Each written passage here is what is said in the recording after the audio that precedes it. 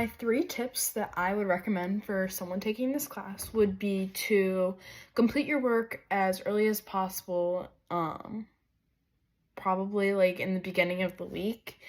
I usually start by on Monday during the week or even Sunday, start to read the chapter and take notes, and then complete my work as early as possible instead of procrastinating, because that is one of my biggest weaknesses as a person, is for sure procrastinating. My second tip would be to always double checking your work before you submit it, whether it's a test, a quiz, even just with notes. I always make sure I go through my notes, making sure I spelled everything correctly. It's especially important since this class is a lot of vocab, making sure everything's spelled correctly. My last and final tip would be to use resources such as Quizlet or making flashcards in order to help with memorization. I personally come from a background where I took nursing at the Career and Technology Center, so I've done a lot of these abbreviations, so I do have a lot of knowledge on most of these words. And even last year, the biggest thing that helped me was I kept like a little ring, like a binder ring with like small flashcards, and I would constantly go through them before quiz. And currently I just go on my old Quizlets, or I sometimes make new Quizlets if I haven't studied like a specific set of words, and use them to study before quizzes. And that's another tip that I could probably implement in this, is that before like quizzes or everything, or like tests, I go through and I answer all the questions to the best of my knowledge, and then I go through again and double check based on my notes. And then after, I tweak anything that could have been wrong in my notes and change them so that if I do need to refer back to them in the future, they are like the most accurate information. So my explanation is going to be based on my 3 previous knee surgeries. My most recent one was done on March 4th, 2024. And I have since dealt with many complications since then, and thought that this would be the perfect example of the use of medical terminology. So in the year 2019, November 2019, I found out that I had a congenital disorder, and it was where my kneecaps, they're technically supposed to be sitting in rounded grooves, and mine were sitting in flat. So I had dealt with a lot of dislocation and subluxation, and that is when I first noticed that this was my freshman year in high school. In PE, I ended up tripping and having a very minor fall, which ended up being very severe, and I had dealt with a lot of pain. And to many of my classmates, it had looked like something really simple that I was being dramatic over, but my knee had actually dislocated and popped out of its socket, and when it went to it popped back into the socket itself, and a piece of my patella chipped off, and that is why I was having an immense. So immediately I had been rushed to the nurse's office, since this did happen in school, and I had been experiencing some causalgia, and I got to the point of where the pain was so immense that I almost got to the point of passing out, because I was so overwhelmed by the amount. So my surgeon had decided that after 2 years, I should come back for an appointment for an x-ray to make sure everything was still in place and there were no extra complications after my second surgery. However, I was having a great amount of pain. So I made an appointment, and he decided at the appointment that I should get an x-ray. We looked at the x-ray. There were nothing major popped out. So then he decided to order an MRI, which stands for magnetic resonance imaging. And from then, we got to the root of the problem. It took about 2 weeks, I believe, for the results to come in, and we saw that I had a few torn ligaments, as well as a cartilage flap hanging off of my kneecap, which is very similarly compared to when you get an eyelash stuck in your eye, and how irritating it was to my knee, and that is the reason I was having so much inflammation. So after I got the results back from my MRI, my surgeon and I ultimately decided the best foot forward would be to get a third knee surgery, and the other options were cortisone shots into my knee, but it wouldn't actually fix the problem, so we decided to go back in. However, this surgery would be a lot less of a recovery compared to my other two because he could do it through a scope, which means that he didn't have to open my knee up all the way and could go in through 2 tiny holes, leaving less of a scar versus the massive one I have on. So as soon as I got to the surgery center, the first person that I met with was the anesthetist, and that is the person that administers the amount of anesthesia you receive during your procedure. And they have a very important job.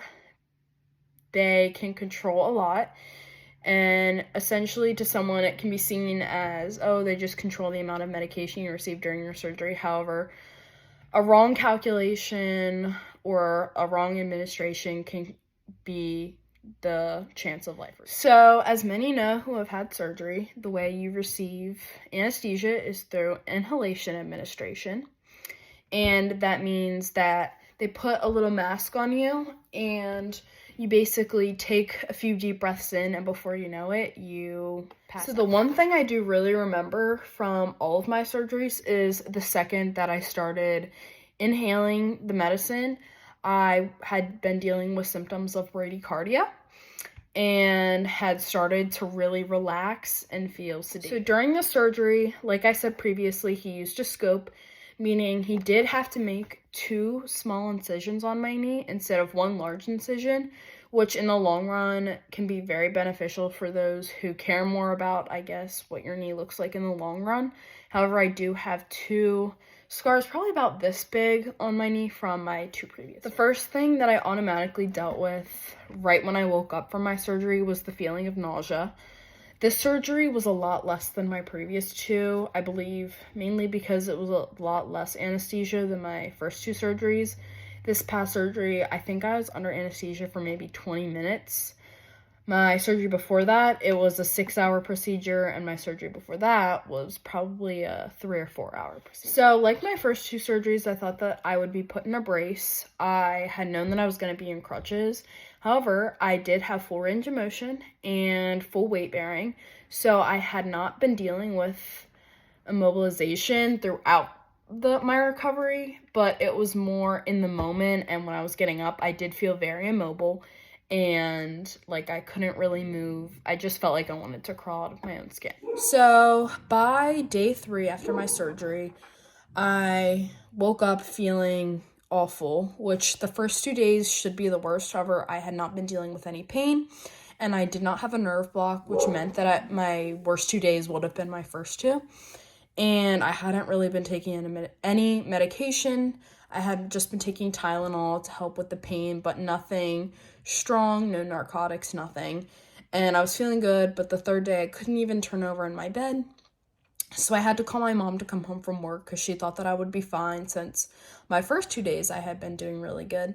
However, the 3rd day she had to come home, and I felt a lot of heat under my bandages because I still had my stitches in and everything. So we kept everything wrapped up. I had an ace bandage on, I had gauze, everything. And however, when we did take off all the bandages and the wrapping, we did notice erythroderma.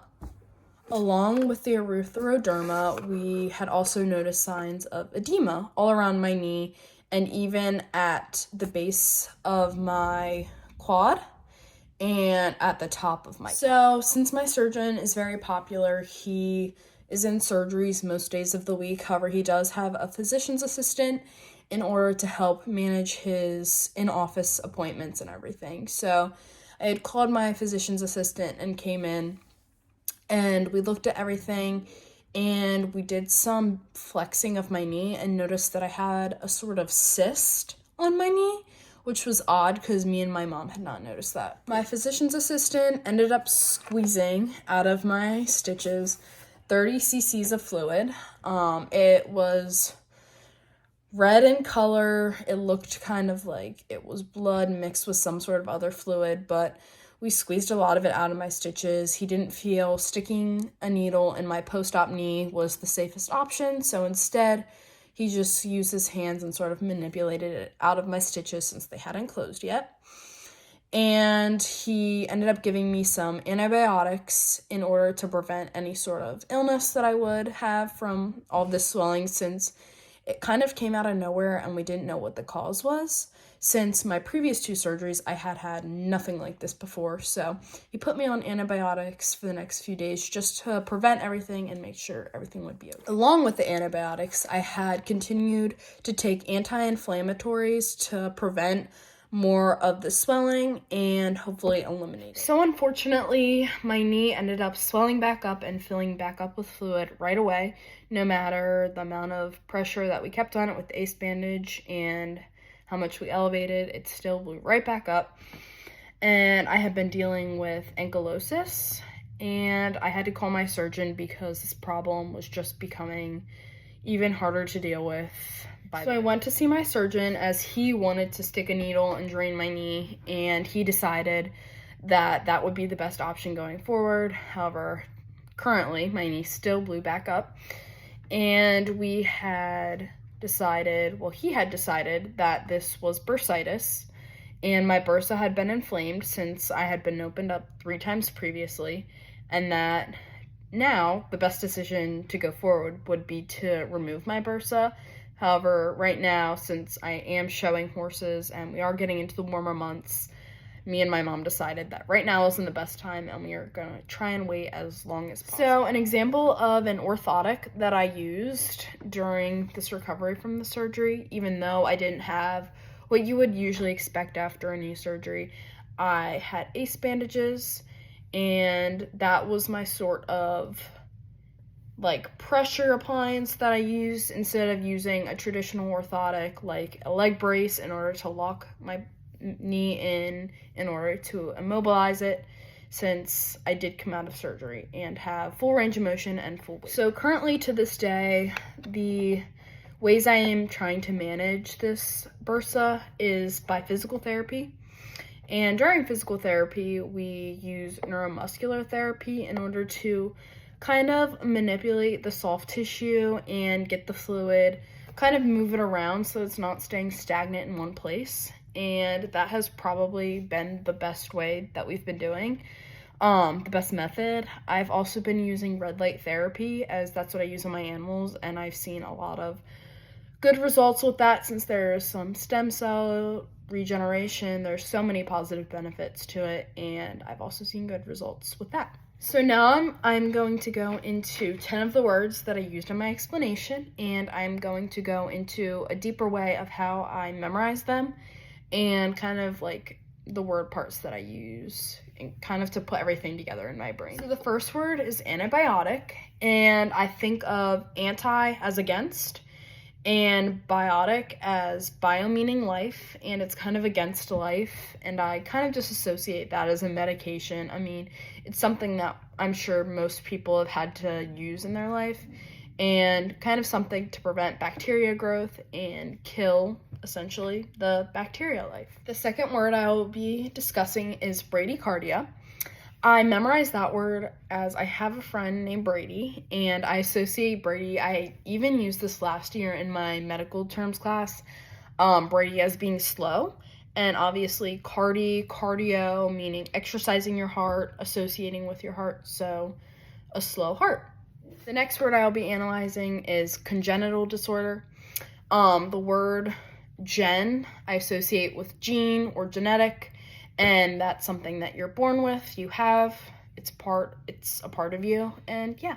Erythroderma, erythro meaning red, that's something I've always carried along with me in my medical terms, and derma as a dermatologist, meaning skin. A dermatologist is someone you see for skin disorders, but derma, I always think of skin. So orthotic, ick, the ending word, meaning pertaining to, and ortho, I think of an orthopedic, someone you see for bone disorders, so orthotic meaning pertaining to the bones. Bursitis, I picture itis as inflammation, and burst, I think of a burst, and I associate that with your bursa, and they're on your points of your elbows, I believe, and on top of your kneecaps. That's at least what my surgeon told me. So if they are in more places, I wouldn't know, but those are the two I associate with. The next word I will be breaking down is neuromuscular therapy. Therapy overall I see as a way to improve the quality of life, whether it's physical therapy or there are so many kinds of therapy out there. Neuro I associate with your nerves, and muscular, obviously muscle, so the nerves in your muscles and a way to improve that. Causalgia, I know algia is pain because when you're having pain, the first thing you want to say is like ow. So algia, pain. I know it's a weird way to memorize it, but that's how it works in my brain. Again, with incision, I break the word apart. I think of in meaning like inside, within, and scission, I think of, since it starts with a C, meaning cut. So like in cut, like that's just how I think of it. And then ankylosis, I think of osis, meaning condition of, and ankle, I think of like the ankle on your leg and how that is a type of joint, like it's your synovial joint, I believe. And yeah.